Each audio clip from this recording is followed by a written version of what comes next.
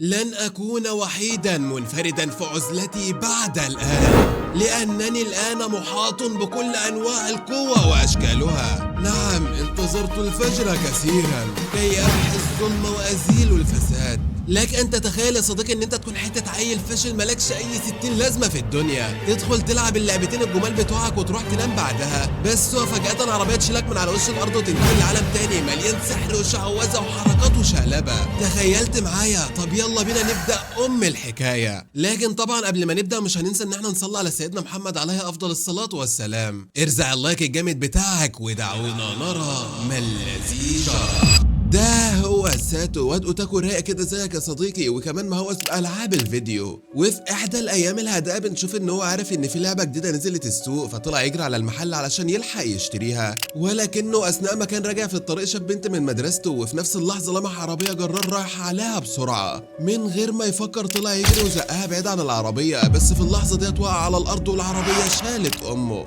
الواد المسكين حس ان روحه بتطلع وان ديت هي خلاص نهايته. بيغمض عينيه فتحها. بعد كده يا صديقي بيلاقي نفسه في مكان غريب جدا، وقدامه بنت بتتكلم وبتقوله ان هي اسمها اكو، والمفروض ان هي اللي مسؤوله عن نقله للعالم التاني، وبتساله بمنتهى البساطه: تحب اوديك مكان زي الجنه تكمل حياتك هناك، ولا تحب نديك فرصه تنتقل لعالم موازي وتبدا من الصفر يا معلم؟ الواد وقتها بيتخض جدا يا صديقي وما بيكونش عارف اي حاجه، وبيسالها: طيب انا مت ازاي؟ فالبنت ردت عليه بكل صراحه وقالت له: متك كانت تضحك جدا، البنت اللي زقتها اصلا العربيه ما كانتش هتخبطها، انت اللي وقعت قدام العربيه من الخضه يا ابن العبيطه، وقلبك وقف من الصدمه. ولما وصلوا بيك المستشفى حاولوا ان هم ينقذوك، بس انت مت من السكته القلبيه، والكارثه ان الناس كلها فضلت تضحك على موتك الغريبه، حتى اهلك يا ساتو كانوا بيضحكوا عليك، الله يخرب بيت امك. ساعتها الواد اتصدم جدا واتضايق. بعد كده البنت بتكمل كلامها وبتساله: ها تروح المكان اللي زي الجنه ولا تروح للعالم الموازي؟ بس خلي في بالك يا ساتو لو اخترت العالم الموازي هتبقى واحد من المحاربين اللي بيواجهوا جيش ملك الشياطين، وهتكون قوي جدا، والمفروض ان انت تشتغل على نفسك علشان تكون بطل شجاع وتكتسب مهارات وتدافع عنهم. اغرته وقالت له ان هي ممكن تديله مهارات جامده جدا يختار منها قبل ما تنقله من هنا،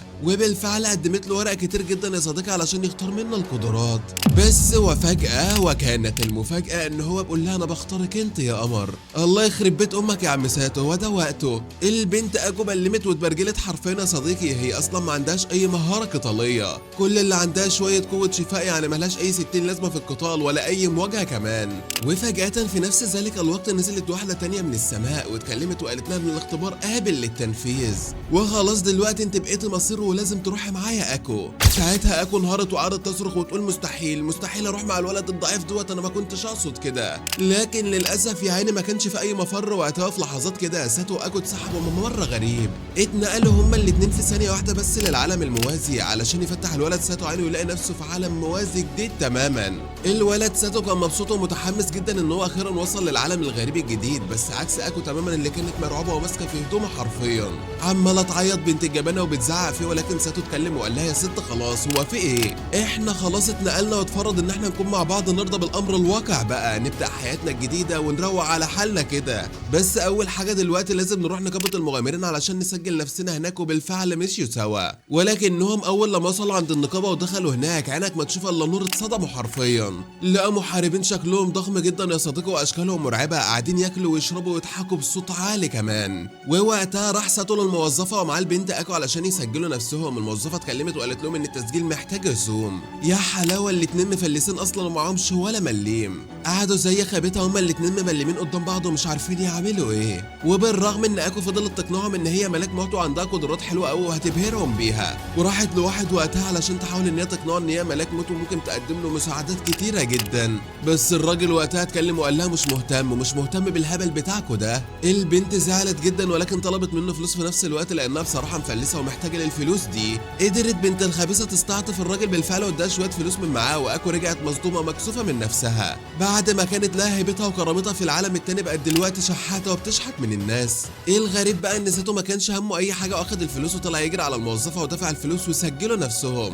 بعدها الموظفة طلبت منه ان هو يحط ايده على بلورة كده علشان يحدد مستواه وقدراته. الولد كان متحمس جدا وفضل يتنطط من كتر الفرحة، كان فاكر نفسه يا عيني هيطلع اقوى بطل. الواد المسكين اول لما حط ايده على البلورة اتصدم صدمة عمره، طلع قدراته اقل من العادي كمان. ذكائه ضعيف ومفيش عنده غير شوية حظ بس، والحظ ملوش اي قيمة دلوقتي، وبسبب كده اتحدد له وظيفة اعمال عامة، يعني يشيل ويبني ويحفر، يعني ما ينفعش يكون محارب اصلا. الواد ساتو اتصدم وقتها يا صديقه، كان عايز الارض تنشق وتبلعه، والبنت اكو بنت المستفزة واقفة تضحك عليه. خلصنا من ساتو، بعدها جه دور البنت اكو اللي كانت واثقة من نفسها جدا، واول لما لمست البلورة هنا بقى كانت الصدمة يا صاحب، المكان كله اتقلب احتفال، قدرات عالية جدا فوق المتوسطة كمان، ذكائها عالي وقوة الشفاء نادرة لدرجة ان هم اقترحوا عليها تبقى رئيسة الكهنة او ساحرة كبيرة. فالبنت اختارت ان هي تكون رئيسة الكهنة، ولكن اول لما عرفت ان رئيسة الكهنة بتكون في الصف الاول ضد الشياطين رفضت الوظيفة على طول، وقالت لهم انا صحتي على قد، انا مش هقدر اعمل كده.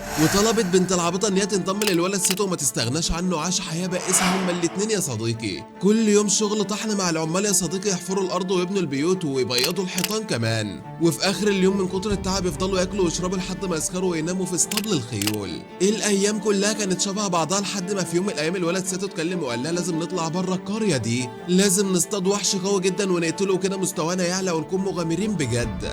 ده كان الحل الوحيد لهم دلوقتي علشان يهربوا من الحياه البايخه اللي هم عايشينها. بيمر الوقت وتاني يوم بنشوف الولد ساتو لما بيصحى من النوم وبيكون مليان حزن ويأس. المسكين حاسس ان مفيش امل خالص، خصوصا ان البنت اكو نايمه جنبه زي القتيله وعماله تشخر كمان. ما كانش في دماغها الموضوع، فبيبص لها وبيتكلم ويقول لها قوم احنا عندنا مهمه صيد دلوقتي، لازم نخلص من الحياه الممله بتاعت الحيوانات اللي احنا عايشينها. البنت بتنط من مكانها وبتتحمس جدا يا صديقي، وبتقول له يلا بينا انا جاهزه للمهمه الجديده. وبالفعل بيروحوا الارض الضفادع الضخمه يا صديقي، وفجاه بنلاقي الولد ساتو بيطلع يجري وضفدع اخضر ضخم بيجري وراه. الواد بيصرخ باعلى صوته، الضفدع بيقول له تعالى لي ده انا هبلع امك. بنعرف وقتها ان الضفادع ديت عدوانيه جدا يا صديقي وبتهاجم الخرفان، بالاضافه للسنه الطويل اللي بتخطف بالفريسه بتاعتها، علشان كده اي حد بيعرف طريقها بيهرب من المكان. البنت اكو بنت المستفزه وقفت تتفرج على الولد ساتو، وكانت حرفيا ميته من الضحك عليه، ولكنها وهي واقفه تضحك زي خابتها ومش واخده بالها الضفدع الاخضر لف وراها وهوب مره واحده بلعها. ايه ده يا نهار ابيض، ساتو اتصدم حرفيا وطلع يجري بالسيف بتاعه وراح نطط على الضفدع علشان يقطعه وينقذ البنت منه. البنت وقتها فضلت تشكر ساتو، ولكنها قررت ان هي تنتقم لكرامتها، اتعصبت وولعت نار وطلعت تجري فجأة زي الصاروخ على ضفدع تاني بيكون لونه احمر وضخم جدا. قالت له دلوقتي هنتهي من اهانة اللي انتوا عملتوها فيا وهتشوفوا ضربة ملاك الموت. اكو بالفعل بتجمع طاقتها كلها في ايديها يا صديقي، وايديها بتطق شرار وقتها وبتجري وتضرب الضفدع ضربة قوية جدا. الضربة قوية لدرجة ان احنا افتكرنا ان الضفدع اتشق نصين، بس للاسف يا صديقي ولا اي حاجة اثرت في الضفدع، والضفدع بيكون اقوى من كده بكتير. وفجأة كده بدون اي مقدمات بلع البنت مرة تانية، وساتو كان واقف مصدوم من اللي بيشوفه، طلع يجري المسكين باقصى ما عنده علشان ينقذها للمرة التانية ويقتل الضفدع ويطلعها منه. وبالفعل بيعملوا كده يا صديقي، وبعد ما خلصوا اليوم السخيف دوت راحوا علشان ياكلوا اكلة سريعة، وبنعرف ان هم باعوا الضفادع اللي هم قتلوها جابوا شوية فلوس محترمة كده يا معلم. بعدها بنشوف البنت اكو لما بتقترح على ساتو يا صديقي ان هم يعملوا فريق مغامرين وانضم لهم ناس ويساعدوهم في مهمتهم، علشان ساتو يضحك عليها ويقول لها انت عبيطة يا بنتي، محدش هيقدر ينضم لنا اصلا واحنا ضعفاء كده. لكنها وقتها بتصمم ان هي تعمل اللي في دماغها وبتحط اعلانات في كل مكان لطلب مغامرين الفريق بتاعها. وبيمر مده كبيره جدا من الوقت يا صديقي، وبنشوف اكو وساتو قاعدين لسه لحد دلوقتي مستنيين اي حد ينضم الفريق بتاعهم، لكن للاسف ولا مغامر معبر الاعلان اللي هم حاطينه. في الاخر بيقعدوا هما الاتنين مع بعض مستسلمين للوضع اللي هم فيه، لحد ما فجاه بيدخل عليهم حد لابس طاقيه طويله وماسك عصايه شبه عصايه الصحراء، بتتكلم وبتقول لهم بصوت مليان غرور انا ميغو من اعظم الساحرات اللي موجوده في البلده، اقوى ساحر عند الاطلاق، النار الهجوم والناس كلها بتحلف بيه، انا مفيش حد هنا اقوى مني ابدا، انضمامي ليكوا هيودي فريقكم لمستوى تاني خالص، ده شرف كبير ليكوا على فكره. ساتو واكو بصوا لها باستغراب كده يا صديقي، وقبل ما يتكلموا حتى البنت بنت المجنونه وقعت على الارض بدون اي مقدمات كده. ساتو طلع يجري بسرعه عليها علشان يطمن هي فيها ايه، وبيكتشف ان البنت ديت بقالها 3 ايام ما اكلتش وهتموت من الجوع حرفيا. بياخدوها يقعدوها معاهم وبيدوا المنيو بتاع الاكل وبيقولوا لها اطلبي اللي انت عايزاه، اي حاجه نفسك فيها اطلبيها. واثناء ما كانت بتختار البنت اكو تبص للولد ساتو وتفضل تهمس له في ودنه وتقول له البنت دي شكلها قويه جدا، ده شكلها من الساحرات القرمزيين، دول فئه قويه بالفعل وانا بعترف بكده، بس للاسف مش كلهم مهاريين يا ساتو، بس البنت ديت انا متفائله بها انها عندها قوه كويسه وانضمامها لنا ممكن يكون مفيد لنا في المستقبل. وساعتها ميغو بتقف وتاكد لهم ان هي هتفيدهم بالفعل وممكن يجربوها في ميدان المعركه وتوريهم قدراتها. ضفدع. بالفعل ما بيصدقوا بياخدوها وبيروحوا هما الثلاثه الارض الضفادع العملاقه علشان يبداوا مهمه صيد جديده. وبمجرد ما بيوصلوا بيظهر ضفدع عملاق والبنت ميغو بتتكلم وبتقول سيبوا لي انا الضفدع ده. في نفس اللحظات بيظهر ضفدع تاني وبتصمم البنت اكو ان هي اللي هتموته لوحدها، ووقتها اكو بتنطلق بكل قوتها كالعاده، بتستخدم عصاها الملكيه السحريه وبتجري على الضفدع بكل ما اتاها من قوه، بس كالعاده بتنتهي بقى الحال ان الضفدع بيبلعها مره تانيه. الله يخرب بيت امك يا اكو ويخرب بيت تهورك ده. ساتو واقف مصدوم ومش مصدق اللي بيحصل، ولكن كان عايز يجري علشان يلحقها، بس المره دي كانت المفاجاه من البنت ميغو لانها بترفع العصا السحريه بتاعتها وبتنطلق بطاقه سحريه سوداء قرمزيه لونها احمر، بتطلق بعدها قوه مرعبه عامله شبه الدوامه وعاصفه في السماء كمان. وفجاه بنت المفتريه بتضرب الضفدع بضربه ناريه جباره، فجرت الضفدع تفجيره والارض اتحولت لحفره كبيره مشتعله بالنيران. في نفس ذلك الوقت وبسبب الانفجار اللي حصل ضفدع تاني يطلع من تحت الارض، وفجاه ساتو يلاقي نفسه دلوقتي في ورطه كبيره. الضفدع على وشك ان هو يبلعه، فبيبص ناحيه البنت ميغو وبيلاقيها ان هي مرميه على الارض ومنهكه تماما. السحر القوي اللي استخدمته خلاها مش قادره ان هي تقف على رجلها ولا تسلب طولها، وفي نفس الوقت الضفدع الجديد ما يسميش على البنت ميغو ويروح بلعها هي كمان. ساتو بيكون مصدوم والرعب حرفيا مسيطر عليه وقتها، ولكن بيجري بسرعه وبيرفع السيف بتاعه، بيقرر ينقذ البنتين باي ثمن كان. وبعد المعركه الطاحنه ديت ساتو بيرجع وشايل البنت ميغو على ظهره متبهدله، وقتها ساتو بيعرفها ان هو هيحل الفريق ده، هو اصلا ملوش في وجع الدماغ دوت، عايز يعيش حياه هادئه من غير مغامرات ولا قرف ولا كده. الغريب بقى ان البنت ميغو بتقول على جثتي، ما كانتش راضيه تسيبه ابدا، وساعتها بيمسكوا في خناق بعض، وعلشان يوقفوا الخناق دوت ساتو بيضطر ان هو يقبل بها جوه الفريق بتاعه. بعد كده بنشوفهم لما بيروحوا للنقابه وقتها بيديلهم جايزه، لكن بالرغم من كده الولد بيكون قاعد يائس ومش شايف اي امل ان هو يقدر يرجع لحياته الطبيعيه تاني. بس وفجاه كده بدون اي مقدمات بتظهر قدامه فارسه جميله بيكون اسمها داركنز، بتتكلم وبتقول له ان هي حابه تنضم ليهم، وساعتها الولد بيتصدم حرفيا. فارسه جميله وقويه زي ديت الناس كلها بتحبها، ممكن تضيف قوه جباره للفريق بتاعنا. لكن الغريب ان ساتو بيرد عليها فورا وبيقول لها ان هو مش محتاج حد جديد في الفريق بتاعه، وان الفريق اصلا فاشل تماما، مش هينفع واحده قويه ومحبوبه زيها تنضم للفريق الجربان بتاعه. علشان البنت ترد عليه وبتقول له بالرغم ان انا فارسه وشكل قوي، ولكن انا غبيه شويتين ثلاثه، انا مش بعرف استخدم السيف زي ما انت متوقع، وكمان تصويبي زي الزفت، بس اوعدك ان انت تستخدمني كدرع بشري قوي ممكن يحميك بجد. الواد وقتها خدوه احمرت واتكسف ان هو يرفضها بصراحه، ولكن قال لها ان هو هيفكر، بس كان باين كده ان هو بيهرب من الموقف. وقتها صديقه فعلا راح بعد كده للفريق بتاعه. اول لما راح هناك لقى البنت اكو عماله تمزح زي العيال الصغيره وتلعب العاب بهلوانيه وتلعب بالسحر الطبيعي والناس مبهوره بيها. الواد اتضايق وحس بخيبه امل وقتها، لان مفيش اي حد فيهم شغل باله بحاجه ولا اخد الموضوع بجديه. اخد نفسه بعد كده وراح يقعد مع البنت ميغو وحكى لها عن الفارسه اللي عايزه تنضم ليهم، وميغو من ناحيتها كانت شايفه الفارسه ديت ممكن تفيدهم جدا. المفاجاه ان في نفس اللحظه داركنز بتطلع وراه مره ثانيه يا صديقي، وفضلت تلح علشان يضمها للفريق بتاعه. المفاجاه ان هو المره ديت رفضها رفض مباشر، فالبنت اتصدمت ومبقتش عارفه تعمل ايه، بس برضه مصممه ان هي مش هتسيبه ابدا. وفجاه في نفس ذلك الوقت تظهر واحده بيكون اسمها كريس، وديت صديقه داركنز يا معلم. البنت دي بنعرف ان هي قويه وبيكون عندها مهاره اللصوص، واتكلمت وقالت لساتو ضمني للفريق بتاعك، وانا مقابل كده هعمل لك مهارات كتيره جدا، وهديك كمان مهاره السرقه. طبعا الواد هيكون مستفاد بالمهارات اللي عندها واتبهر بيها ووافق على طول.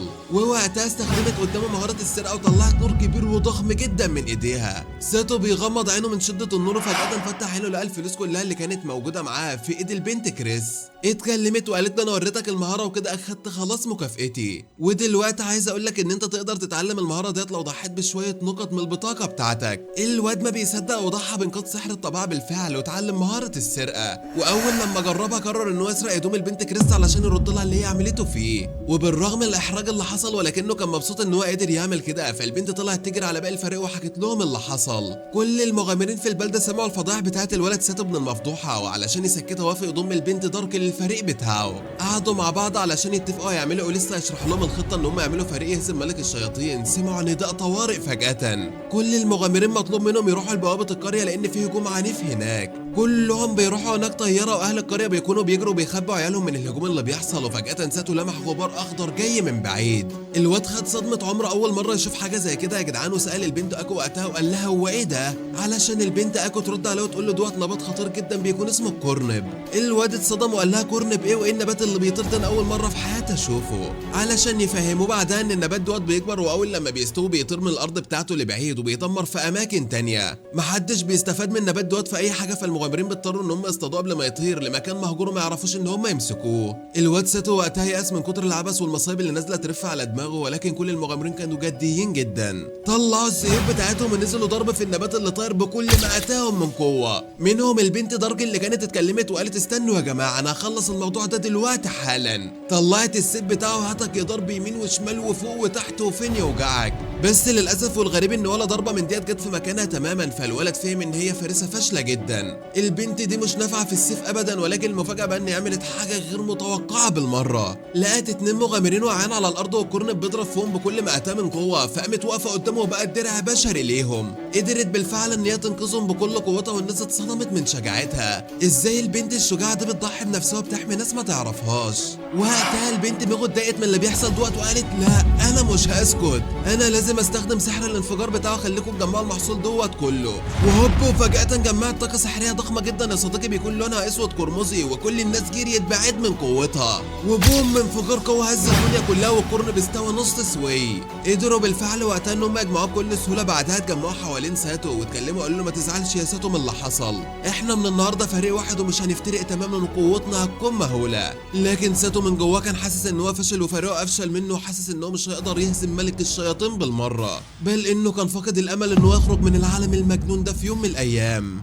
المهم يا صديقي في اليوم اللي بعد كده بنشوف الولد ساتو نازل يدور على مهمه جديده ويزود بقى قوته. بيكون مع الفريق بتاعه اللي كانوا اتمرنوا شويه يا معلم ووصلوا للنقابه بعدها، ولكن اول لما بيوصلوا بيلاقي كل المهمات اللي معروضه هناك صعبه وخطيره. المهام السهله للاسف اختفت كلها. وفجاه الموظفه بتاعه النقابه طلعت واتكلمت وقالت لهم اهلا وسهلا بيكم. للاسف واحد من قاده جيش ملك الشياطين ظهر قريب في المنطقه، وبسبب وجوده المرعب دوت كل الوحوش الضعيفه هربت من حوالينا. الفريق كله فهم ان مفيش مهمات يعملوها دلوقتي، فقرروا يروحوا يتدربوا شويه يا صديقي. واكتر واحده كانت ملتزمه بالتدريب هي البنت ميغو. كانت كل يوم تاخد الولد ساتو معاه وتروح بعيد عن القريه علشان تتدرب على السحر الانفجاري، وكانت مولعه الدنيا حرفيا. وطبعا هي بتاخد بطلنا معاها علشان لما بتعمل السحر الانفجاري دوت بتقع على الارض من طولها ما بتكونش عارفه تسند نفسها، وهو بيشيلها كالعاده. وفي احدى الايام بنشوفهم لما وصلوا لقلعه حجريه مبنيه فوق تله عاليه وسط الغابه. البنت ميغو اتكلمت وقالت دي هتبقى الهدف بتاعنا يا معلم. جمعت سحرها وضربت القلعه باقصى ما عندها، وبعدها من طولها وقعت على الارض يا صديقي وكانت خلصانه تماما، وساتو يشيلها ويرجع بيها للقريه. العمليه دي فضلت تتكرر كل يوم ورا التاني، والبنت ميغو تضرب وتقع والولد يشيلها ويرجع بيها للبيت، لحد ما في احدى الايام وهم قاعدين في النقابه الموظفه دخلت مفزوعه عليهم واتكلمت وقالت لهم يا مغامرين تعالوا بسرعه. اتجمعوا عند باب القريه حاله طوارئ حرجه جدا. الكل خرج بالفعل ولقى قدامهم فارس من فرسان ملك الشياطين، قائد رتبته عاليه وبيكون اسمه دولهان. راجل خطير لدرجه ان جسمه موجود ورقبته مقطوعه كان شايلها على ايده. راكب حصان اسود بكل هيبه وشكله مرعب تماما. وقف قدام الناس ابن المجنونه وبدا يزعق لهم ويسالهم مين اللي كل يوم يجي يفجر قلعتي. طبعا المغامرين كلهم بصوا على بنت تانية بيكون عندها سحر الانفجار غير البنت ميغو. البنت اترعبت يا عيني وقالت لهم لا انا ما قربتش من القلعه بتاعته، انتوا بتتهموني ليه؟ وقتها ميغو حست بالذنب وما قدرتش ان هي تسيب حد يتعاقب مكانها ابدا، فقامت ماشيه قدام الكل بكل شجاعتها وقالت انا ميغو، انا الساحره العليا من الشياطين القرمزي، انا اللي فجرت قلعتك وكل يوم كنت باجي اضربك ضربه قويه. دولهان بص لها كده باحتقار واتكلم وقال لها اوعي تعملي كده مره تانية يا حيوانه، انا ماليش اوامر ان انا اقتلك، بس لو استعملت سحر الانفجار مره تانية هقتلك بطريقه مؤلمه هتدوس على وشك حرفيا. الغريب بقى ان البنت ميغو ما كانتش خايفه منه ابدا، واتكلمت وهي رافعه راسها وقالت له محدش يقدر يمنعني، سحر الانفجار بتاعي جزء منه والقلعه بتاعتك ديت هتفضل تختفي وتتدمر مني. يا نهار ابيض عليك يا بنت المجنونه، انت مش شايفه شكله عامل ازاي؟ دولهان اتجنن واتكلم وقال لها واضح ان انت وقحه جدا ومش فاهمه بتتكلمي مع مين، انت محتاجه تتعاقبي وتداس على وشك علشان تتعلمي الادب. بس وفجاه اكو طلعت تجري ووقفت جنب صاحبتها البنت ميغو وقالت له ما اسمحلكش ان انت تهين صاحبتنا يا لا. دولهان اتعصب اكتر واكتر وقال لهم لا بقى ده انتوا مجموعه مجانين كده، اوعدكم ان انا هعلمكم الادب ومش هقتلكم بالسهوله علشان ما تموتوش مره واحده وترتاحوا، انا هرمي عليكم لعنه الموت وخلال اسبوع واحد بس هتموتكم وكل يوم هتعانوا اكتر واكتر. وفي لحظه غضب اطلق سحر اللعنه على البنت ميغو، بس ديكيرنس جريت وقتها بكل قوتها ووقفت قدام ميغو. انها دارك الفدائيه يا ساده، اللعنه اصابتها هي بالفعل مكان صديقتها، وقعت على الارض وهي بتتألم وبتصرخ ولكنها كانت مبسوطه ان هي حامت صاحبتها. ساتو طلع يجري عليهم وما كانش عارف يعمل ايه في الموقف المحرج دوت، ولكن البنت دارك حاولت ان هي تتماسك وقالت لساتو انا عملت الصح يا ساتو، ما تزعلش عليا حتى لو مت دلوقتي حالا. ساتو وفريقه اتجننوا حرفيا، والبنت قطعت قلبهم ووعدوا الولد دولهان ان هم ينتقموا منه اشد انتقام. الغريب الغريب بقى ابن المستفزه فضل يضحك عليهم بسخريه واتكلم وقال للميغو لو عايزين تنقذوا صاحبتكم قابلوني في القلعه بتاعته، ولو قدرتوا توصلوا لي بالفعل هفك اللعنه من عليها، بس انتوا اصلا مش هتعرفوا توصلوا لي وانا متاكد مليون في الميه. فتح بعد كده بوابه حمراء ودخل فيها واختفى تماما من قدامهم في لمح البصر، والحزن وقع على الكل وقتها. البنت ميغو كانت هتنفجر حرفيا بسبب اللي حصل، وقررت ان هي تروح القلعه علشان تنتقم منه مهما كانت الثمن. لازم تفك اللعنه من على صاحبتها دارك اللي ضحت بنفسها علشانها. علشان ساتو وقتها اتكلم وقال لها انا معاكي، انا مش هسيب واحد من اصحابي يموت لوحده. بس اكو وقفت قدامه فجاه كده واتكلمت وقالت انتوا ناسيين انا مين؟ انا رئيسه الكهنه هنا. رفعت عصايتها السحريه وقالت تعوذه الشفاء، ونزلت نور قوي جدا على البنت دارك، وفجاه اتشفت من لعنه الموت تماما.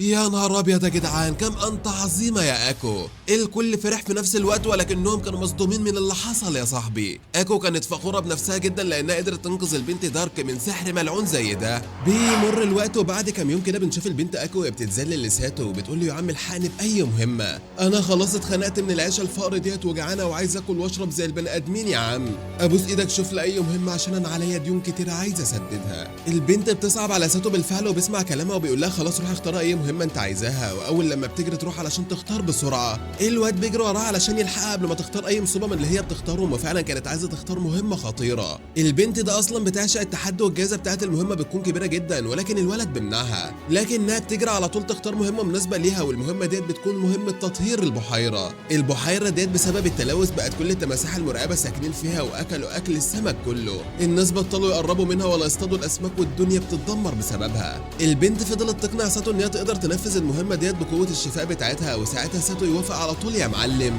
لكنه كان من جواه حاسس ان في مشكله هتحصل وكان عايز يلاقي اي طريقه علشان يحميها بيها. ساتو يفكر ويفكر ويجي له فكره جهنميه وقتها ان هو يجيب قفص حديد ويحط البنت اكو جواه في نص البحيره علشان يحميها من التماسيح لو هجمت عليها. بالفعل عملوا كده وبيكونوا قاعدين مستنين، ولكن وفجاه سمعوا صرخه البنت اكو الحقوني التماسيح هجمت عليا. ووقتها بنشوف تماسيح مرعبه بيكون عينها لونها احمر وشكلها مرعب فاتحين بقهم الكبير وبيحاولوا ان هم يكسروا القفص عايزين يوصلوا للبنت باي شكل كان. اكو حرفيا كانت مرعوبه وكانت هتموت من كتر الخوف، وبدات تستخدم سحر الشفاء بتاعها وتطهر بكل قوتها بسرعه قبل ما القفص يتكسر. فضلت فتره طويله على هذا الحال من الرعب يا صديقي لحد ما خلصت تطهير الميه كلها، وفي النهايه بيروح يلاقوها قاعده جوه القفص كده مرعوبه ومصدومه مش مصدقه اللي حصل. بس بالرغم من كده البحيره بقت زي الفل والتماسيح اختفت ومشيت، ولكن البنت اكو كانت خايفه ومرعوبه ورافضه تطلع من القفص. فالعيال خدوها زي ما هي ورجعوا بها للقريه، وعلى الجانب التاني بقى بنشوف فارس بيكون اسمه كيوا، بيكون معاه وقتها بنتين، وبنعرف ان البنت اكو سمحت له ان هو يدخل العالم الموازي واديته سيف خارق بيكون اسمه غرام. السيف ده خطير جدا محدش يقدر يشيله غير فارس قوي زيه، وبالفعل بنشوفه بيقتل تنين بضربه واحده بس وبيرجع القريه ومعاه بنتين بيكونوا معجبين بيه جدا. في نفس الوقت كان بيفتكر اللحظه اللي اكو ظهرت له كملاك موت واديته السيف ودخلته العالم الموازي ده، بس وفجاه كده وهو سرحان في افكاره بيسمع صوت شبه صوتها بالظبط وبيجري يشوف ايه الموضوع ده، بيلاقيها بالفعل جوه قفص محبوسه زي الفار كده والناس ماشيين بيها، فبيتعصب وبيجري عليهم وبينطلق وبيكسر القفص بكل قوته، بيقول لهم ازاي تتجرأوا تعملوا كده في ملاك الموت بتاعتي، ده انا هطلع عين امكم. ساعتها اكو تفوق من الصدمه اللي كانت فيها وتفتكر ان هي ملاك الموت اصلا وبسرعه تقوم من القفص ده. فكيويا وقتها بيقول لها وانت بتعملي ايه هنا ويا ترى عايشه ازاي؟ فالبنت بتصدمه وبتعرفه ان هي ساكنه مع الولد ساتو في اسطبل الخيول وعيشتها ضنك على الاخر. فكيويا بينط على الولد ساتو وبيمسك في خناقه وبيقول له ازاي تهين الملاك بتاعنا كده، ده انا هطلع عينك يالا. بيعرض عليها بعد كده ان هو ياخد البنت اكو معاها، بس اكو بترد عليه وبتقول له لا انا مش هسيب الفريق بتاعي، انا مش هسيب الولد ساتو بالذات لوحده، انا بعتبرك اساسا مجنون يا كيويا مش واثقه فيك. علشان كيويا يتنرفز عليها ويقول لها انت سبتني علشان تختار الحيوان ده، طب انا هبرزه دلوقتي وهديله علقه موت. وبسرعه ساتو بيشيل السيف بتاعه بيقف يستعد، بس بدل ما يحارب يعمل حاجه خبيثه، بيستخدم مهاره السرقه وبيسرق سيف الغرام منه، بيضربه ضربه قويه على دماغه بيخليه يفقد الوعي تماما، وبعدها بياخد السيف وما بيرضاش يرجعه لحد ابدا. بياخده بعدها بيطلع على النقابه، ولكن بعد شويه فجاه كيويا بيجري على ساتو وبيتكلم ويقول له ارجوك انا غلطت فيك يا بطل، انت البطل الحقيقي اللي الناس كلها بتحبه، رجع لي السيف بتاع ارجوك وانا انضم لمجموعتك. الغريب بقى ان ساتو بيصدمه وبيقول له انا بعت السيف بتاعك بمبلغ حلو قوي، ووقتها كيويا بينهار وبيجري يدور مين اللي اشتراه. المهم بيمر الوقت بعد كام يوم يا صديقي وبيجي الشتاء، ساعتها ساكو بيصرخ في البنت اكو بيقول لها لازم نرجع نشتغل وندور على مهمه صيد جديده علشان نسدد الديون اللي علينا دي، وان هم لو ما دفعوش المره ديت هيتخلى عنها ومش هيدفع لها ولا مليم تاني. اكو بتفضل تعيط وبتنهار وبتقول له ارجوك ما تتخلاش عنه، وبكده يقرروا ان هم ينزلوا يشتغلوا بالفعل يا صديقي. بيطلعوا بالفعل بيدوروا على مهمه صيد جديده، ولكن للاسف بيلاقوا كل المهام اللي موجوده خطيره بشكل يخض، بيضطروا يختاروا اسهل مهمه فيهم بالرغم بالرغم ان كانت مكافأتها صغيره جدا، والمهمه ديت كانت القضاء على جنيات الجليد. وفعلا بيخرجوا وبيبداوا ان هم يصطادوا الجنيات واحده ورا الثانيه، والمهمه كانت ماشيه زي العسل لحد ما فجاه ميغو تقول لهم ان هي تستعمل السحر بتاع الانفجار بتاعها علشان يخلصوا بسرعه بدل الملل ده. وفعلا بتستخدم سحرها المجنون وتطلع انفجار قوي يهز المكان كله، نار وجحيم تضرب الجليد وتدوبه كله، وكل الجنيات بالفعل تموت يا صديقي. سحرها من قوته عمل حفره عملاقه في الارض، بس في اللحظه ديت حصل اللي ما كانش عاملين حسابه ابدا. بيلاقوا من بعيد عاصفه جليديه رهيبه جايه ناحيتهم، ومش فاهمين ايه اللي بيحصل هنا او ليه اللي حصل ده، لحد ما فجاه بيطلع قدامهم سيد الجليد، وده واحد من اخطر الوحوش اللي موجودين في العالم الموازي. واكا اول لما بتشوفه بتقول لهم ان هي في مصيبه سودا، خلاص كده حياتهم انتهت، مفيش اي طريقه يهربوا من الوحش ده ايا كان. لكنها فجاه تمسك شويه جنيات جليد اللي كانت لماهم وتطلقهم في الهواء قدام الوحش ده. بتنزل قدامه تنحنى على الارض يا صديقي وبتطلب منه السماح، وتقول له لساتو يعمل زيها بسرعه. الولد ساتو واقف مش فاهم اي حاجه، ولكنه بيشد البنت داركو وبيحط راسهم على الجليد علشان ينقذوا نفسهم. ابن العبيط عامل كده ولكن ما خدش باله ان هو لسه ماسك السيف في ايده ونازل على الارض، وقبل ما يلحق يسيبه سيد الجليد بيهجم عليه وبيقتله فورا. وبكده ساتو يكون مات تماما وبينتقل قدام ملك الموت، وبيكون واقف قصادها ومش مصدق نفسه ان هو انتقل للمكان ده تاني. ساعتها ملك الموت تعرفه ان هي المره ديت بيكون اسمها اريس، وفي اللحظه دي اريس تقول له ان هي تنقله دلوقتي للجنه ويعيش فيها بسلام، وان هو خلاص مفيش رجوع للعالم بتاع الاحياء ده تاني، وده لان تاني مره يموت فيها وكده باب الرجوع يكون اتقفل تماما. بس ولكن وفجاه ساتو سمع صوت البنت اكو بتصرخ باسمه بجنون، وبتقول له ان هي بتستخدم سحر اعاده الاحياء، عايزه ترجعه لعالمهم مره تانيه باي شكل كان علشان يساعدها. واريس تتخض فجاه منها، بتقول له ده مستحيل، انتوا ولاد مجانين كده، ده مخالف للقوانين، وان ما ينفعش اي حد يرجع بعد الموت التاني. لكن قبل ما تكمل كلامها بتلاقي البنت اكو بتزعق وبتصرخ بأعلى صوتها وتقول لها انا كنت مكانك كده، وفي يوم من الايام هرجع لمكاني تاني، وساعتها هنتقم منك بشكل مش هيعجبك ابدا، فاحسن لك رجعي ساتو دلوقتي. اريس فجاه بتتشل من الخوف ودوت، لان اكو المجنونه ديت اساسا ممكن تنتقم من البنت اريس في اي لحظه وتقتلها، وبتوافق بالفعل ان هي ترجع لها ساتو مره تانيه وتخالف القوانين، وبتفتح لهم الممر السحر مره تانيه. بترمي فجاه ساتو جواه، بينتقل من عالم الموتى لعالم الاحياء اللي كان فيه، وبيصحى يلاقي نفسه نايم وراسه على رجل البنت اكو. ميغو ودارك كانوا حاضنينه وما كانوش مصدقين ان هو رجع لهم مره تانيه، وبيسالهم ساتو انا مت ازاي، فبيحكي له الحكايه من اولها وبيقولوا له ده انت كانت موتك بشعه، بيعرفوا ان وحش الجليد قطع راسه بكل عنف، بس الحمد لله ان هي عدت على خير، واكو رجعته مره تانيه، وبيرجعوا كلهم بعد كده للنقابه. بيبداوا يحتفلوا وبيطلبوا كميه اكل مهوله احتفالا بالولد ساتو. ايوه اصرفوا وبعزقوا على قد ما تقدروا، وانسوا ان هي اخر فلوس معاكم في الشتاء. اولاد المجانين مش اخدين بالهم، ولو صرفوا الفلوس كلها يرجعوا يفلسوا، مش هيلاقوا لقمه ياكلوها بعد كده. وبالفعل بنشوف فريق الولد اكو لما كانوا بيعدوا ايام صعبه جدا، والفقر كان ماسكهم من رقبتهم، التلج هيموتهم وما كانوش لاقيين حتى 8 شويه حطب يولعوهم يتدفوا بيهم. وقتها الولد فقد الامل وقال لهم لازم نطلب المساعده من حد. فضلوا يفكروا يا ترى يروحوا لمين، وافتكروا واحده بيكون اسمها ويزو بتساعد الناس وراحوا لها بالفعل. ويزو ديت اصلها ليتشي يعني ميته سائره، ومغيره شكلها على شكل بني ادم. البنت اكو ما كانتش طايقاها والعلاقه بينهم مش احسن حاجه، والمصيبه ان ليتشي بيخافوا من البنت اكو لانها ملك الموت. البنت ويزو في البدايه كانت مرعوبه جدا منها لحد ما اكو افتكر موقف قديم. يوم ما قابلوا البنت ويزو كانت ماشيه لوحدها في منطقه مليانه قبور، كانت وقتها طالبه منهم يساعدوها توصل للارواح التايهه علشان تدلهم على طريق الاموات، بدل ما يفضلوا روحهم ضايعه وسط عالم البشر. بس ولكن اكو رفضت ان هي تساعدها كالعاده، لانها بتكره نوع الميتين السائرين دول. بعد كده بنشوف البنت اكو بتهدد البنت ويزو، بتقول لها ان هي هتسحب روحها وتمحى من الوجود تماما، ومش بس كده، ده حتى مش هتسمح لها ان هي تدخل عالم الاموات بسلام. ويزو سمعت الكلام من هنا وركبها خبطت في بعض، وكانت مرعوبه منها بشكل هيستيري. بس وفجاه ويزو اتكلمت وقالت لهم ان هي سمعت ان هم انتصروا على دولهان صاحب الراس المقطوعه، وان هي فرحت جدا، بالرغم ان هي بتخدم ملك الشياطين، الا انها مبسوطه ان هم دمروا دولهان لانه كان منحرف وبيضايقها كمان. اكو ولعت اكتر واكتر وقالت لها بتخدمي مين يا روح ماما؟ ملك الشياطين؟ ده انت يوم ام اللي جابتك مش معدي. ويزو اترعبت وقالت لها ارجوكي سامحيني، انا هقول لك دلوقتي اقدر افيدك ازاي. ووقتها ساتو اتكلم وقال للبنت اكو تهدى شويه لحد ما يفهموا منها الدنيا فيها ايه. وبالفعل ويزو اتكلمت وقالت له انا اقدر امتص الطاقه من اي شخص وانقلها لشخص تاني، ومش بس كده، ده تقدر تعلم ساتو ان هو يعمل ده بنفسه. وفعلا يا صديقي ده اللي حصل، وعلمته ان هو لما يلمس اي حد يقدر يمتص قوته بكل سهوله. والبنت ويزو بدات تمتص قوه من قوه البنت اكو وتنقلها شويه من قوتها هي، واكو كانت مبسوطه جدا بالموضوع. فضلت البنت تمتص من البنت ويزو قوتها لحد ما الست بقت شفافه حرفيا، ما بقتش قادره تتنفس.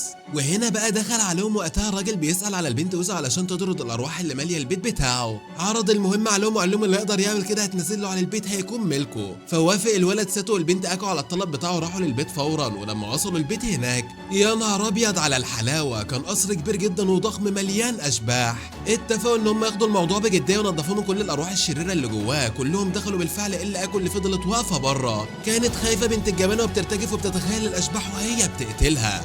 اما وجوه القصر بقى ساتو والبنات بداوا ان هم يطهروا المكان بالفعل، وبعدها قرروا ان هم لازم يرتاحوا شويه. بس وفجاه كده بيسمعوا البنت اكو بتصرخ باعلى صوتها مرعب جدا.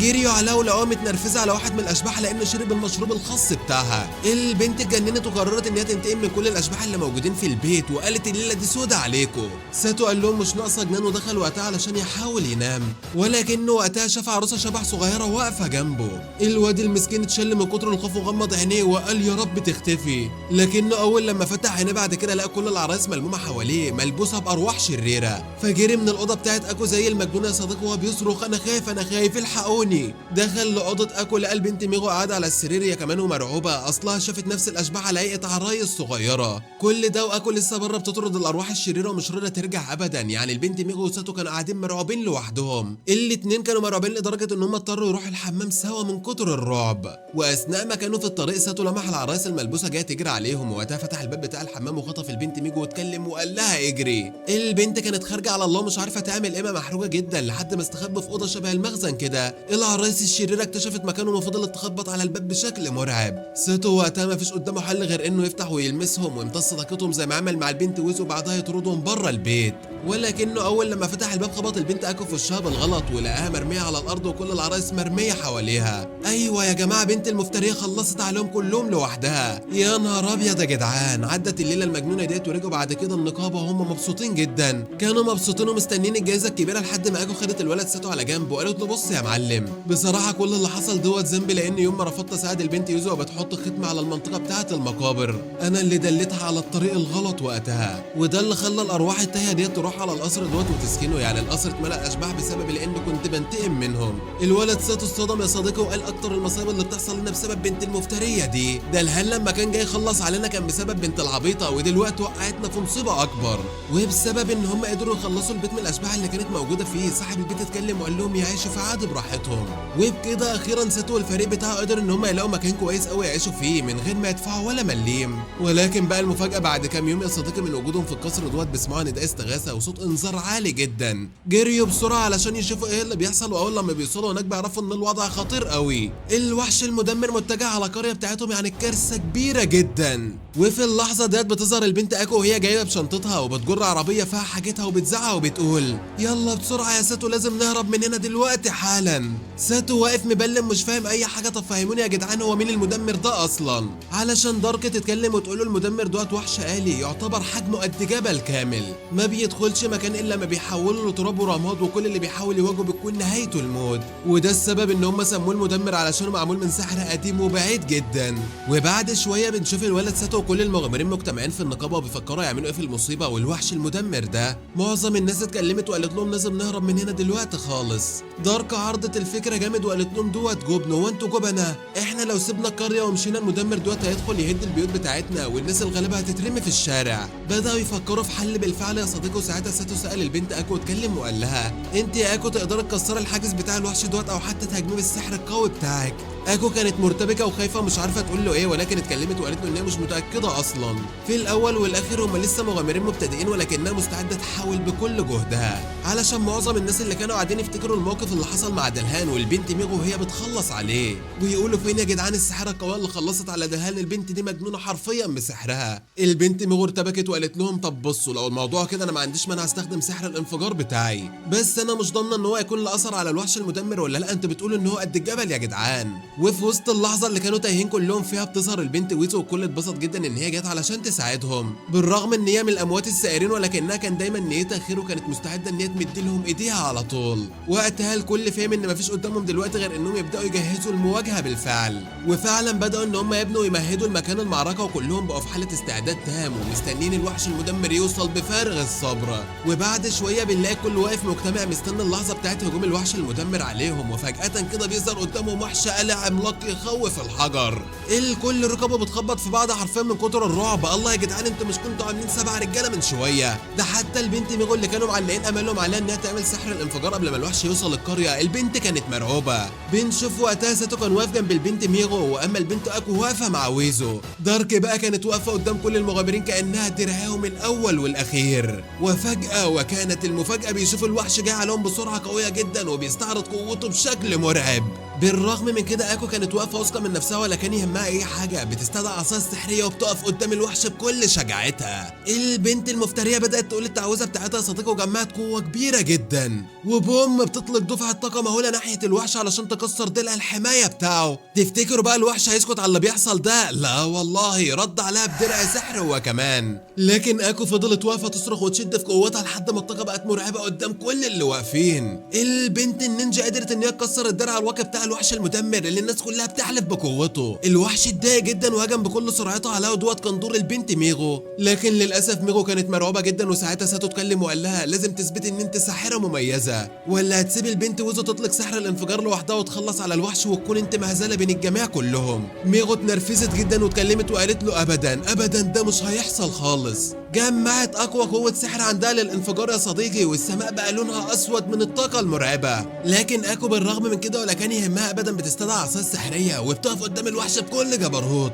ميغو وويزو في نفس اللحظات بيطلقوا سحر الانفجار الجبار بتاعهم، ضربه مزدوجه مرعبه رايحه على الوحش المدمر، والضربه دي كانت قويه جدا يا صديقي لدرجه ان الوحش وقع على وشه. الوحش العملاق اتدمر وفضل يزحف لحد ما وقع قدام سيف دارك يا ساده. تفتكروا كده خلصت؟ لا والله، ده هنا سمعوا المفاجاه المرعبه، سمعوا تحذير قوي طالع من جوه جسم الوحش بيقول لهم هيفعل التدمير الذاتي هيفجرهم كلهم. يا نهار ابيض يا جدعان، ده كده القريه ممكن تتنسف في لمح البصر. الكل اتخض وقالوا لازم نهرب من هنا دلوقتي حالا، ولكن دارك رفضت وفضلت ان هي تعاند. قالت لهم انا فارسه قويه وعمري في حياتي ما هرب في وقت الشده، لازم اوقفه قبل ما يقتل كل الابرياء. جريت بسرعه بكل قوتها على الوحش وبدات تتسلق جسمه علشان تدور على اي طريقه توقف بها التفجير. ولما المغامرين شافوها ان هي جريت لوحدها على الوحش رجع لهم الشجاعه مره تانيه واتكلموا وقالوا احنا كمان مغامرين، احنا مش هنسيب دارك الوحيده ابدا. وطلعوا يجروا كلهم وراه وطلعوا على جسم الوحش علشان يدمروه قبل ما ينفجر هو. ساتو كمان قال للباقي الفريق بتاعنا اكيد مش هنسيبهم لوحدهم، يلا بينا. تسلقوا معاهم جسم الوحش وبداوا كلهم يدوروا على جهاز التحكم اللي جواه علشان يفصلوا قبل الكارثه ديت ما تحصل.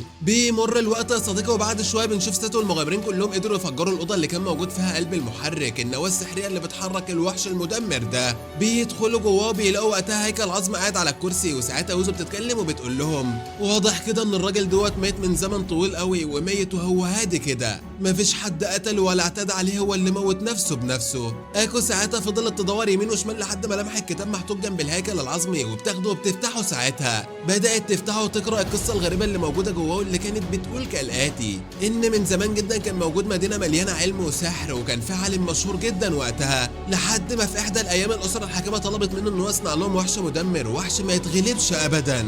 وكمان طلبوا منه ان هو يشغلوه باقوى نواه سحريه على وجه الارض علشان يستخدموها في الحروب ويكسبوا بها اي معركه يدخلوها. بالفعل العالم بيعمل كده يا صديقي وبيصنع الوحش، ولكن للاسف بعد ما خلص الوحش ده، الوحش فجاه خرج عن السيطره، والعالم نفسه ما بقاش قادر يتحكم فيه، والوحش قلب هيجان ودمار، دمر المملكه كلها وقتل كل اللي موجودين فيها بلا رحمه. ومن يومها وهو ماشي على الارض اي مدينه او قريه قابلها يمسحها من الوجود ويدوس على وش امها. العالم وقتها حس بالذنب لانه صنعه بتهور وما كانش عارف ازاي يوقفه لو فلت منه، وعلشان كده قرر يحبس نفسه جوه الوحش دوت لحد ما مات بالفعل وساب مذكراته جنبه. وفي الوقت نفسه المغامرين فهموا ان الموضوع كبير جدا ومفيش اي امل، ولكن ويزو اتكلمت وقالت لهم لا، في حل واحد بس، وهو لو قدرنا ننقل النواه السحريه من جواه لمكان تاني بعيد، بكده يا معلم هنكون فصلنا عنه الطاقه بالكامل، وساعتها نتفادى الانفجار بكل سهوله. المشكله وقتها ان ويزو ما كانش عندها اي طاقه تعمل انتقال اني، فبدات ان هي تمتص شويه طاقه سحريه من الولد ساتو نفسه، وبسرعه البرق قدرت ان هي تنقل نفسها ومعاها اكو ومعاها ساتو والنواه السحريه ديت لمكان تاني بعيد. بعدها ظهروا فجاه عند سور القريه، والبنت دارك كانت واقفه مستنياهم، بتتكلم وبتقول لهم بالرغم ان احنا خلصنا المهمه ولكن انا لسه حاسه ان في شر تاني جاي. لسه بتكمل كلامها وعينك ما تشوف الا النور، الا وان جسم الوحش بدا ان هو يولع. مخازن السحر اللي جواه والوقود اشتعلت بشكل غريب مرعب وواضح ان هو ينفجر انفجار يولع القرية كلها. وقتها قرروا يعملوا اخر مواجهة علشان يلحقوا الموقف دوت، وميغو وصلت بسرعة بعد ما كانت فاقدة الوعي تماما. اتكلمت وقالت لساتو الحقني، انا مفيش عندي طاقة سحرية اعمل اي حاجة تاني. فوقتها ساتو قرر ان هو ينقل طاقة البنت اكو للبنت ميغو علشان تقدر ان هي تستدعي سحر الانفجار بتاعها وتخلصهم من ده. وفعلا امتص طاقته وطاقة البنت اكو وحولهم كلهم لميغو. ميغو فاقت واخدت جرعة حماس واستدعت اقوى انفجار من عصايتها، وبوم ضربت الوحش ضربة قوية جدا مسحته من الوجود يا صديقي. بعد كده رجعت هادية تماما والقرية بقت امان والناس مبسوطة والدنيا فل الفل. الولد ساتو بعدها رجع قعد في الأوضة بتاعته مرتاح ومطمن ان مفيش اي خطر تاني، ولكن فجأة يجيله استدعاء من النقابة فورا. الواد بيتخض وبيروح على ملا وشه وفجأة بيلاقي الحراس الملكيين جايين يقبضوا عليه. ليه يا جدعان هو ايه اللي حصل؟ علشان النواة السحرية اللي هم نقلوها. النواة ديت اتزرعت بالغلط في بيت مسؤول كبير جدا من العيلة الحاكمة، والنواة انفجرت ودمرت البيت ومعاه حاجات كتيرة قوي. يا نهار ابيض يا جدعان، هم يطلعوا من مصيبة تلبس في وشهم مصيبة تانية. وعلشان كده قرروا ان هم يحاكموا الولد ساتو على اللي حصل دوت. ووقتها اكو مسكت فيه وفضلت ان هي تعيط وتزن عليهم يسيبوه. البنت فضلت تصرخ بأعلى صوتها بتقول له احنا كده بنبعد عن هدفنا، احنا جايين هنا علشان نقتل ملك الشياطين علشان نرجع العالم بتاعنا، احنا هنعمل ايه دلوقتي؟ ساتو لا حول الله ولا قوة كان واقف حاسس بيأس وبؤس والدنيا ماشية معاه عكس ما فيش اي حاجة ماشية سليمة ابدا. الموضوع ما هداش على كده، وساعتها واحدة من كبار الضباط دخلت على النقابة وقالت لازم يتقبض على الولد ساتو، لازم يتقبض عليه فورا بتهمة ان هو دمر بيت واحد من كبار اللوردات في المدينة. الناس كلها اتصدمت وبقوا يعترضوا على الموضوع، واصحابه وقفوا علشان يدافعوا عنه قالوا الكلام دوت كله غلط وهو ما عملش اي حاجة. ده حتى البنت اكو قالت ان ساتو هو البطل واللي انقذهم من المدمر ورفضت الاتهام ده تماما.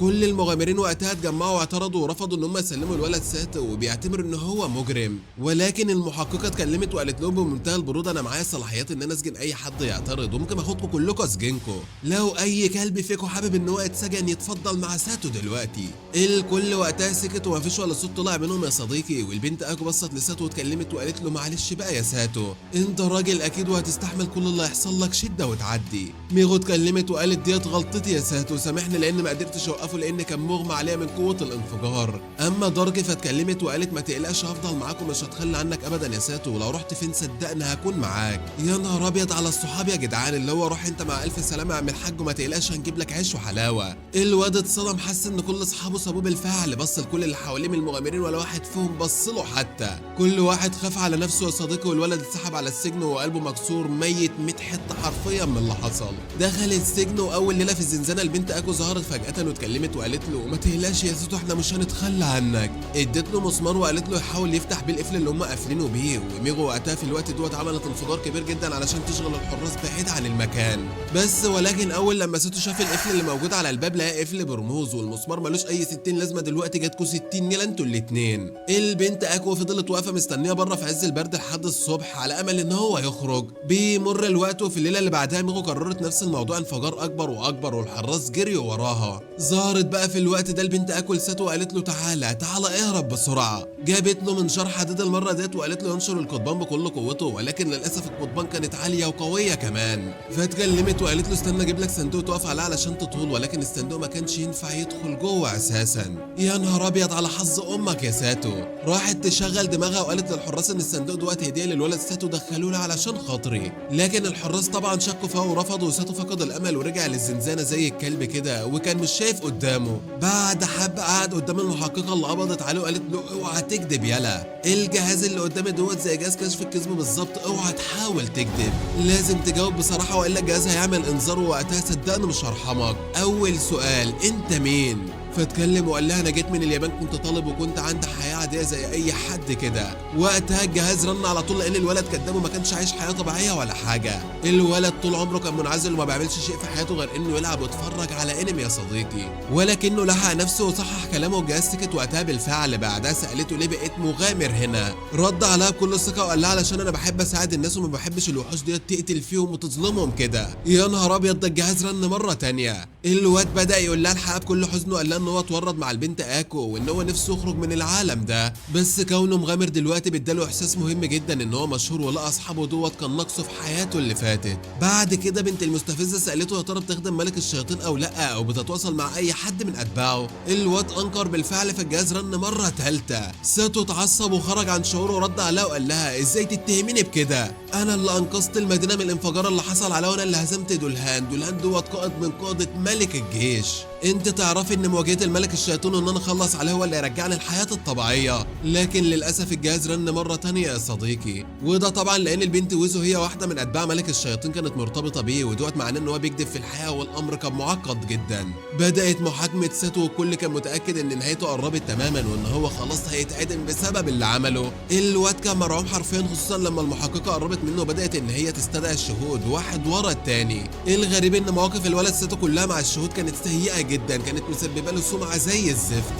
اعتبروا الامور دي دليل على كونه سيء وفاسد وواجب في الاعدام وقتها. المحكمة قلبت على ساتو قلبة وحشة جدا والناس كلها بقت ضده والدنيا خراب الخراب. محدش واقف جنبه غير اصدقائه اللي حاولوا يدافعوا عنده بكل الطرق ولكن كل محاولاتهم فشلت، لحد ما فجأة اللورد صاحب القصر اللي انفجر بسبب النواة السحرية اتكلم وقال الموضوع انتهى خلاص. الواد ده دمر للقصر بتاع اللي كان فيه اعز ما املك ولازم يتحكم عليه بالاعدام دلوقتي. النيابة اكدت وقالت ان جهاز كشف الكذب اثبت ان هو على علاقة بواحدة من اتباع ملك الشياطين، وبكده خلاص لا مفر من الاعدام لازم يتداس على وشه. لكن وفجأة في اللحظات الاخيرة ساتو وقف واتكلم بنفسه بكل ثقة وقال بما ان الجهاز قدامي فانا اعترف بكل حاجة دلوقتي حالا، انا لا بخدم ملك الشياطين ولا بخدم اي حد من دول، انا عمري ما عملت اي اعمال ارهابية بقصد او بتخطيط او كنت سيء في يوم من الايام. وقتها بالفعل الجهاز ما رنش يا صديقي وفضل ساكت تماما. القاضي اتصدم وقال دوت دليل كافي ان هو يكون بريء، الجهاز ما اتكلمش فعلا وكان خلاص هيحكم له بالبراءة. لكن يا صديقي هنا السلطة والمال يتحدثون. اللورد المنحرف بص للقاضي بنظرة كلها تهديد واضحة وكأنه بيقول له اوعى تبرئه. في نفس اللحظات داركو وقفت قدام الكل وكشفت عن القلادة بتاعت العيلة بتاعتها واللي اتصدموا اول لما شافوها وعرفوا ان هي من عائلة دانتنز. دي عيلة مرتبطة اصلا بالعائلة الملكية نفسها من اقوى العائلات اللي موجودة في البلاد والناس كلها بتعمل لها الف حساب.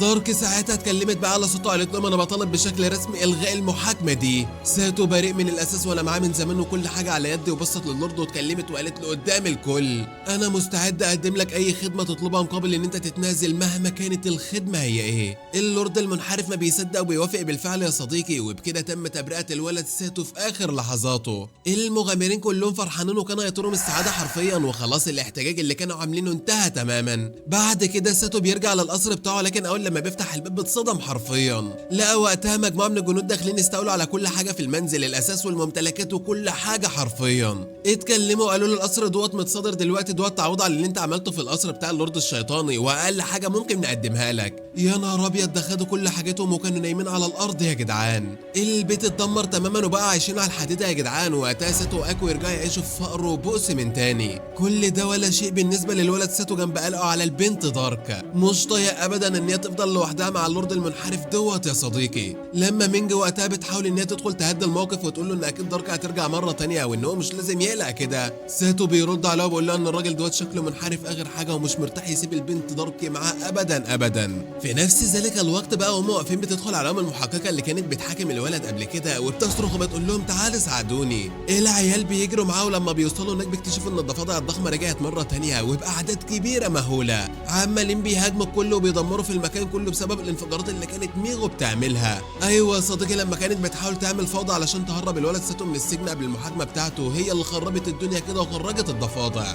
ومن الواجب دلوقتي على ساتو الفريق بتاعه ان هم يوقفوا المصيبه ديت، بس للاسف الوضع كان بايظ على الاخر واكو بتجري والضفادع الضخمه بتجري وراها. ساتو يشد القوس ويضرب الضفدع ضربه قويه جدا في دماغه بس ولا كأن بيحصل له اي حاجه، وفي اخر المطاف بينتهي بيهم ان الضفدع بيبلع البنت اكو كالعاده وكمان ميغو الضفدع التاني كان بلعها هي بالمره. ساتو بيجري بسرعه كالعاده وبيضرب الضفدع وبيقدر ان هو ينقذ البنت اكو، بس ولكن الدنيا بتسوء اكتر واكتر لان 3 من الضفادع الضخمه بيظهروا فجاه وراهم وبيبداوا ان هم يطاردوهم، كلهم بيجروا من قدامهم لحد ما الضفادع بتقدر ان هي تمسك المحققه وكمان اكو. ساتو وقتها واقف تايه لا حول الله ولا قوه مش عارف يعمل ايه في الموقف ده، لحد ما فجاه تظهر بنت بتكون ساحره وبتعمل تعويذه سيف ضوئي وبتضرب الضفادع بضوء قوي جدا حد بتقطعهم حتت.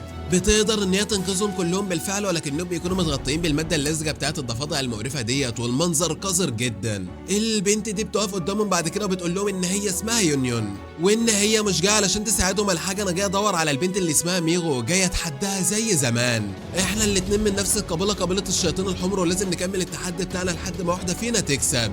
ميغو وقتها تتكلم وتقول لساتو ان يونيون ديت اصلا بنت قائد الشياطين الحمر، ويعتبر هي دايما الخصم لها لانها ساحره قويه. يمكن كمان يا ساتو قوتها تكون مهوله واقوى مني. يونيون وقتها ما تصدق وتتحدى البنت ميغو في قتال قوي، ولكن الناس كلها بتكون شايفه ان الموضوع سخيف وبيمشوا وقتها، بيمشوا كلهم، ولكن ساتو بيفضل واقف مع البنت ميغو، شايف ان البنت يونيون اكبر منها بكتير وممكن تكسب عليها بسهوله. لكن وفجاه البنت ميغو تبدا تلعب على العاطفه بتاعتها وتقول لها صدقني اغرقك بالماده اللزجه اللي جوه الضفادع. خلت البنت وقتها تحس باحساس مقزز، ويونيون تقرف جدا وتبدا ان هي تجري من المكان. ميغو تقول لها وحياه امك ما سيبك، تفضل تجري وراها لحد ما تمسكها وتوقعها على الارض. تستغل خوفها وتعلن ان هي كسبت التحدي وقتها، وساتو يكون واقف شايف اللي بيحصل وبيقول ان كل اللي حصل دوت مجرد خداع مش اكتر. بعد كده يا صديقي بنشوف الولد ساتو والبنت ميغو ماشيين مع بعض، والاتنين بيكونوا مبسوطين جدا. البنت ميغو وقتها بتدي لساتو البلوره السحريه اللي هي كسبتها في التحدي مع البنت اللي اسمها يونيون، وبتقول له يبيعها ويسدد الديون بتاعتها او يشتري بها اكل علشان ياكلوه بدل ما هم حالتهم ضنكه كده. وبعدها يا صديقي بيرجعوا للبيت وبينضفوا نفسهم كويس قوي، وبيروحوا ياخدوا شاور هما الاتنين. بس وفجاه اكو بتيجي علشان تاخدهم ياكلوا، بتكون عماله تدور عليهم ومش لاقياهم ابدا. الولد ساتو اول لما بيعرف ان هي بره بيتجمد حرفيا يا صديقي، وبيجمد الباب بتلج علشان اكو ما تفتحش وتشوفه في الوضع ده. بيعدي الموقف المحرج دوت، وبيروحوا بعد كده كلهم عند المحل بتاع البنت ويزو، وده علشان يبيعوا البلوره اللي كسبتها البنت ميغو. ولكن اول لما بيدخلوا هناك بيتفاجئوا ان يونيون موجوده هناك. ويزو بتقول لهم ان البنت دي جت وسالت عليك يا ساتو، وانا قلت لهم ان انتوا على طول بتيجوا هنا فاستنيتكم لحد ما تيجوا. يونيون اول لما شافتهم اتوترت جدا وقالت لا مش كده ابدا، انا بس كنت جاي هنا علشان اشتري شويه حاجات سحريه كانت ناقصاني. وطبعا ميغو ما بتصدق وبيبداوا هما الاتنين يتناقروا مع بعض كالعاده. وفي وسط الكلام كده يا صديقي اكو بتشوف بلوره قادمه على الرف، وبتسال البنت ويزو عنها وبتقول لها ديت بكام. البنت ويزو بترد عليها بتعرفها ان البلوره ديت هي بلوره الصداقه. يونيون وقتها بتتكلم وبتقول طب ما تيجي يا ميغو نعلن السلام بينا احنا الاتنين، وكفايه تحدي وحروب وقرف كده، احنا نستخدم قوه البلوره ديت ونبقى اصدقاء ونتحد مع بعض.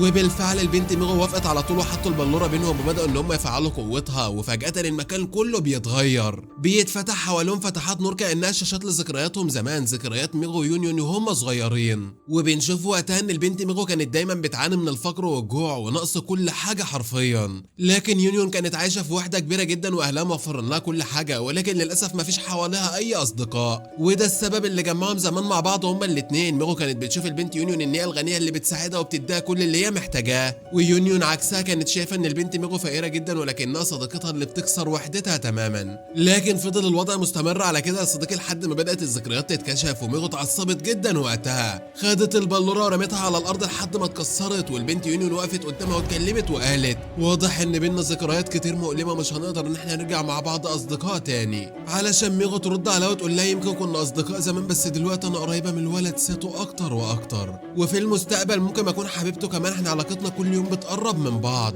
يا نهار ابيض، ده البنت بترسم على حاجه كبيره جدا يا جدعان. ساتو مسكها من وشها وقتها واتكلم وقال لها يا كدابه، ايه اللي انت بتقوليه دوت؟ الله يخرب بيت امك، انا مفيش اي حاجه بيني وبينك، انت كده بتبوظي سمعتي بين الناس، القريه كلها تكرهني بسببك. لكن الغريب بقى ان البنت يونيون وقتها صدقت اللي هي قالته، وقالت لها بجد يعني انت عندك حبيب وسايباني، سايبه صاحبتك اللي بتتمنى لك الخير ودايما بتحبك وكانت واقفه في ظهرك. اتعصبت جدا وطلعت تجري وهي متضايقه ومقهوره وكانت على اخرها حرفيا.